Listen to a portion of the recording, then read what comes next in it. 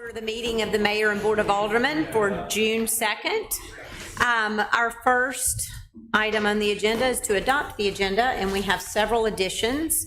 If you will add to your agenda at 3C11, request permission to approve a lateral transfer for Oxford Utilities. At 3C12, request permission to hire one employee for Oxford Utilities. At 8, request permission to release the funds allocated for the Oxford Juneteenth Festival of 2026. At 4C, request permission for the mayor to sign the contract for the facility renovation at OUT. And at 6B, consider the recommendation to select Wagner Engineering for the City of Oxford Water and Wastewater Resources Planning. Those are the additions that I have. Are there any others? Okay, seeing none, could I have a motion to adopt the agenda? So moved. Second. All in favor? Any opposed? I just have two quick things on the mayor's report tonight. I do want to announce that we have a vacancy. Holly Tubbs, don't leave. We have a vacancy on the Historic Preservation Commission. And so I want to announce that, and anyone that's interested can send a letter of interest to City Hall at oxfordms.net. And we encourage anyone who's interested to please let us know. I want to announce that Holly Tubbs she was about to walk out the back door, so I had to catch her. I want to announce that Holly Tubbs was named top 40 under 40 by the Mississippi Business Journal. So we're so proud of her. Very proud of you. Now you don't have to stay. You were walking out right when I was going to recognize you. All right, next on our agenda, request permission to approve the minutes of the regular Board of Aldermen meeting on May 19th. So moved. Second. All in favor? Any opposed? Request permission to approve the minutes of the special Board of Aldermen meeting on May 26th. So moved. Second. All in favor? Any opposed? Request approval for the accounts for all city departments. So moved. Second. All in favor? Any opposed? Request approval of emergency purchases made as a result of Winter Storm Fern that occurred January 23rd through the 26th. This is just continuation of expenses as they come in related to the storm. They're obviously dwindling down, thank goodness, but we still have a handful that we're still having to submit. Motion to approve. Second. All in favor? Any opposed? Rhonda, would you give us an April 2026 budget report? Sure. So first of it, the 7 months of fiscal year that began 10/1, general fund remains financially strong. Total general fund revenues approximately $35 million through the end of April. That's compared to an annual budget of $51 million, represents 69% of budgeted revenues collected through April 30th. Our collection pace exceeds the percentage of the fiscal year previous, which indicates that we're performing ahead of expectations. A couple of notes in revenue: ad valorem taxes, we're 90% of budget, and sales tax revenue, we're 62% of budget. So I anticipate us exceeding that by the end of the fiscal year, which is good news. And we will need to. Yes, we do. Overall department expenditures are generally in line with expectations. Most departments are spending between 40 and 60% of their budgets, which is generally about normal for this time of year. I do want to touch on winter storm recovery and the funding related to that and where we are at this point. Total expenses to date that include everything that we've been invoiced to date and then what we anticipate coming over the next 4 weeks. We anticipate total winter storm expenses of $16.2 million. As of now, we have submitted $9.2 million to FEMA for reimbursement, which leaves about $7 million for us left to submit.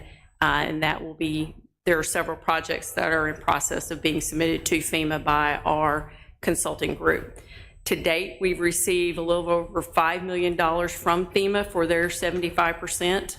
We've got about $1.9 million that's come in from the loans from the state, from the emergency loan that the state put into effect, which leaves a little over $2.3 million that is yet to be reimbursed. 12.5% comes from the state. The other 12.5% will be our portion of that, which we in turn think that we'll get back in in-kind donations. overall, I think estimated at the end of the day, the city will end up probably, once we get all of our reimbursements from the state and from FEMA, costing about a little over $2 million based on expenses as of this time. Great. Questions? Just, I think it's important to note that that 2.3 million that is the 25%. That's 25%. Yes. That represents, as Rhonda said, our 12.5 and the state's 12.5.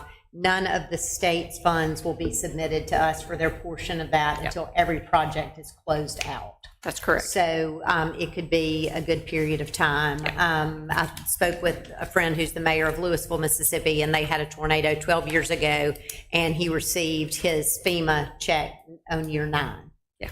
So reimbursing for that portion. And so you just don't know how long that'll be carried. So thank you very much. All right, next is to consider the consent agenda. Motion to consider the consent agenda with changes. All in favor? Any opposed?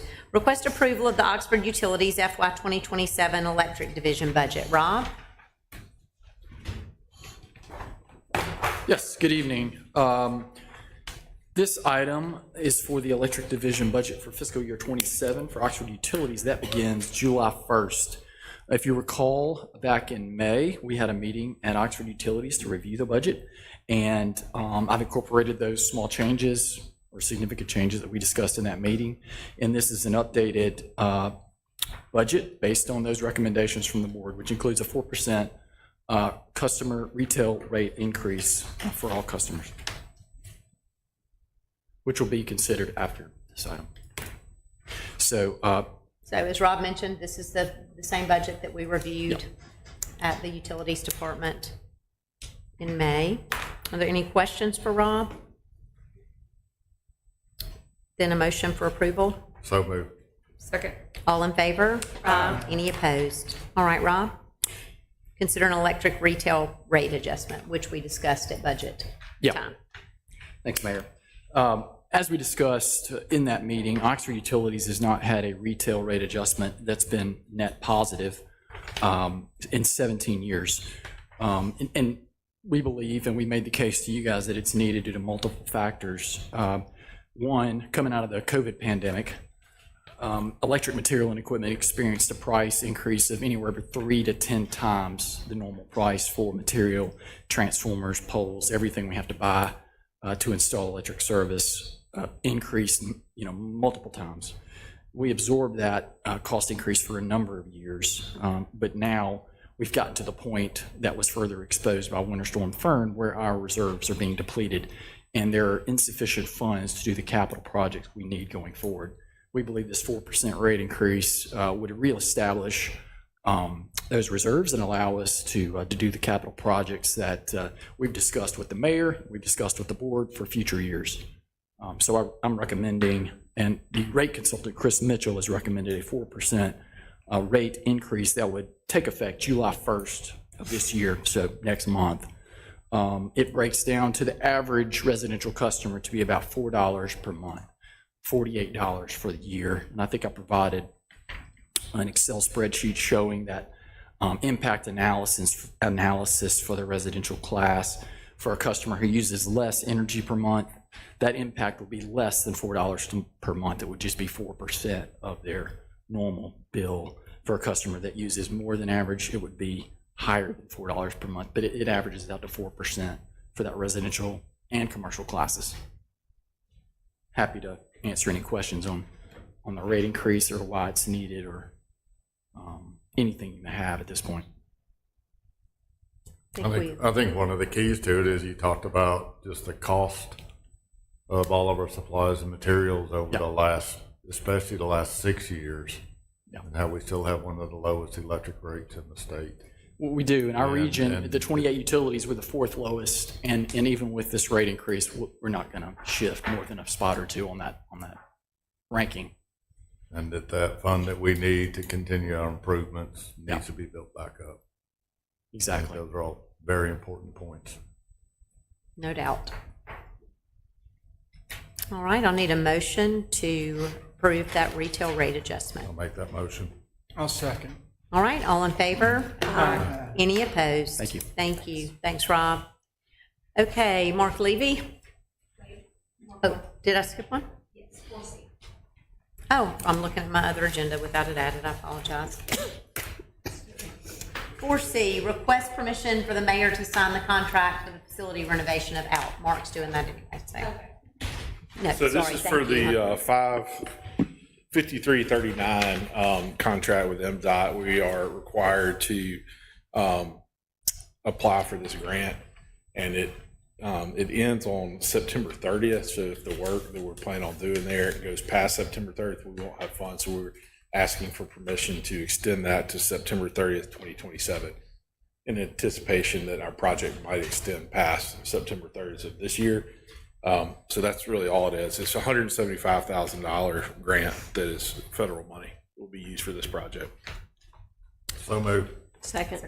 All in favor? Any opposed? Thank you. Now we'll move to Mark's special projects. Request permission to accept proposal from Jubilee Decor for the Walk of Lights expansion Phase 2 project. So we received 4 proposals in response to the RFP. We had a selection committee that was made up of M-Trade Park, representatives from M-Trade Park, Visit Oxford, and the city clerk's office, and they went through and scored all the proposals and ranked them, and we, of course, scored them based on the evaluation criteria that was in the RFP documents. After a thorough evaluation, Jubilee Decor, which has been our provider the past 2 years, received the highest overall score, and so the first item here is to recommend that we accept their proposal. So that's what we're requesting. Second. All in favor? Any opposed? Request permission to authorize the contract with Jubilee Decor for the Walk of Lights expansion Phase 2 project. So this is the second part of that item. We were able to get the contract prepared for this meeting, which sometimes we accept the proposal and do the contract on separate meetings. We got them both for this meeting. This is one thing I want to point out. This is a 2% funded project. Okay, so the money that we budgeted does not come from general funds or operating budget, and that's important. The contract amount is $250,000, and we feel like that's the amount that's needed to expand this. This is the second phase of a project that we've done over 3 years, and again, I believe in your package you have a list of all the equipment that they're proposing. We feel like it's a really it's a good price, and so we're asking for approval of that contract. So moved. Second. All in favor? Any opposed? Thank you. Request permission to authorize the contract with IPS for the new multi-space parking kiosks in downtown Oxford. So last week, this is another RFP week. Last week, the board, y'all approved the proposal from IPS, which is the same provider that we currently have. This is for a contract with IPS to manufacture and install the meters. So the plan right now is to purchase and install 35 multiple space parking kiosks, and that's going to look a lot like what we currently have on the off-street lots. So it's going to be a larger parking kiosk, and they'll be spread around the downtown system. So the plan is to replace the 12 that we have currently on the off-street lots, and then add the remaining around the square. When we do that, we will remove the single space meters. The new system will transition all the parking in the downtown area to a license plate based recognition system, or excuse me, license plate system rather than individual space. So you're not tied to an individual space. You put your license plate in, and you can move within the system if you want to. We're going to maintain the same text to pay and the same mobile payment companies that we have. Before anybody makes a motion, if you would make the motion that be approved based on the terms provided to IPS last week. This may just be a simple misunderstanding, but they have included sort of the contract that they sent to us that we sent back with a bunch of changes. To give them the benefit of the doubt, when we sent those changes back late last week, they had a reference to their contract terms. He said, I want to see those. And what they sent back was not the changes we made in the original. I don't take any bad faith, but y'all can't accept the law. Right. Yeah, No, so makes the sense. total amount of the project is $241,496. And talking to IPS, if we approve this today and can work through this contract pretty quickly, then we'll have them installed by August 15th of this year. So we're really trying to push and get those done before football season. Make sure they're operational before. This is paid for out of the parking budget and It is. budgeted It is. within that. Yes, sir. So we're under a pretty tight timeline. We have been told by IPS that they will have those installed, and we're going to make sure that gets in the contract as well. So So whoever makes a motion with those terms as provided to IPS last week is good enough. Mark can pitch that out. we can work it. And if that's a problem, we'll come back to you at your next. Yeah, sounds good. special meeting. I'll make a motion to approve with the terms provided to IPS. Second. All in favor? Any opposed? Thank you. Request permission to authorize a contract with AS Fournier Construction for the indoor practice facility renovation project. So y'all accepted the bid last week. This is AS Fournier is the lowest and best bid. This is just permission to authorize the mayor to sign the contract. And we had 10 bidders for that project, and we're well under budget. $895,000.37 is the amount. And so the renovation work includes updated interior finishes, restrooms, turf replacement, storefront upgrades, new batting cage layout, and retail space, all within the existing footprint of the IPF. It's a pretty large-scale project. Project duration is 180 days, so we expect to be completed by mid-December. That's awesome. Second. All in favor? Any opposed? Thank you. All right, thank you, Mark. And two more on our agenda. Request permission to approve change order number 4, payment application number 9, and final for the North Lamar Sewer Project. John? Yes, ma'am. This was one of our MCWI projects to expand sewer into an annexed area north of town. Final quantity change order, net decrease of the project is about $53,000. We will never not approve a decrease. So move. Second. All in favor? Any opposed? And then the addition, consider the recommendation to select Wagoner Engineering for the City of Oxford Water and Wastewater Resources Planning. John?